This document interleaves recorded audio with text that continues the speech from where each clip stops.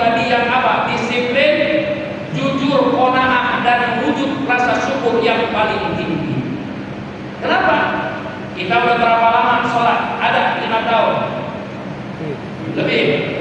Ada 10 tahun? Sekarang saya tanya, dari 10 tahun udah sholat, apa hikmah dari sholat? Ayo. Kan enak kalau nanya jawab ini jadi berkurang ceramahnya. Satu, hikmah sholat mendidik kita untuk menjadi orang yang jujur. Coba, tadi kita sholat asar berjamaah berapa rakaat? Kalau di rumah sendirian? Hah? Kalau di kamar kunci pintu berapa rakaat? Pernah nggak terpikir kita untuk kurangi rakaat? Nih di bawah alam sadar kita Allah mendidik sholat untuk jadi orang yang jujur. Gak ada sebandel-bandelnya kita johor 2 rakaat mumpung gak ada yang lihat, ada nggak? Ya gak pernah. Kenapa? Kita dilatih jujur. Rakaat gak pernah kurang, cuma waktu sholatnya yang kurang. Kalau berjamaah 10 menit, kalau sendiri 10 menit dihitung dari wudhu.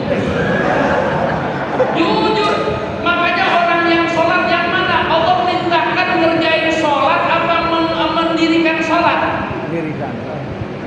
Mendirikan sholat.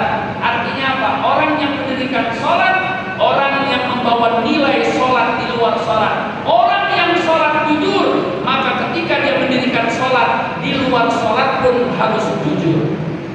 Kadang-kadang banyak nih terjadi sekarang nih, ada kepala rumah tangga nyari duit gak jujur sama bini, suka nyelipin duit di selipan dompet.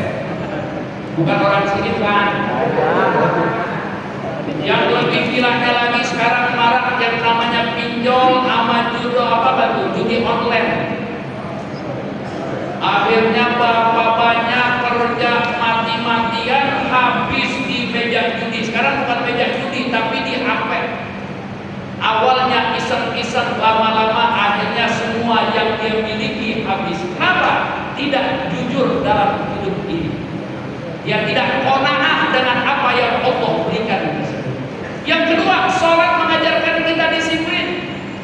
Nih kita pulang Isra Mi'raj, maghrib selesai, sampai rumah jam 8, udah sholat isya di sini. Begitu jam 8 mau tidur, jam 9 wudhu. Kata bini, lu ngapain bang? Mau sholat subuh, gua habis ngaji, iman gua tinggi. Boleh nggak kira-kira? Boleh nggak kira-kira? Jangankan cuma baru Isra Mi'raj, ngaji semalaman juga kalau waktunya belum sholat nggak boleh. Itu ayatnya ada tuh, inna sholata kanat 'alal mu'minina kitaban mawquta. Kalau belum masuk waktu kagak boleh. Jangankan sholat, nih kita nih ada kejadian di tempat saya tuh. Begitu jam 5 azan beneran nggak ada, akhirnya jam 7 dia azan. Jam 7 pagi dia azan. Wah, banyak orang datang ke musola caci maki, dasar muadzin gila, dasar muadzin bego. Kenapa? Jam 7 azan apa? Muadzin mah jawab tenang aja, yang gila lu pada. Apa? Giliran gua azan subuh beneran jam 5 nggak ada yang datang. Lah giliran gua azan jam 7 pada datang, berarti yang gila siapa? Ayo. Jadi disiplin. Maknanya apa? Orang yang sudah mendirikan sholat hidupnya disiplin. Kapan dia bekerja? Kapan dia istirahat? Kapan dia harus ibadah kepada Allah Subhanahu wa Ta'ala? Tadi kepala pimpinan kita ngomong, hidup kalau antara Nabi kan bilang baina sittin wa sab'in, 60 70 dipotong tidur berapa tahun baru tadi Pak? 20 tahun tidur kayak apa tuh mata? Padahal kan kata dokter, ini teman saya tuh begitu tuh. Kata dokter yang namanya tidur kalau sehat berapa menit, berapa jam?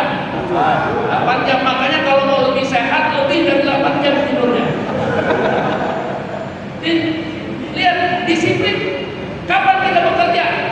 Dan dalam Islam hebatnya bekerja itu juga adalah ibadah kepada Allah. Bahkan ada hadis, inna dzambi dzunuban. Ada satu dosa dari sekian macam dosa. La yaghfiru bis shalah, tidak Allah ampuni dengan salat. Wala siyam, termasuk dengan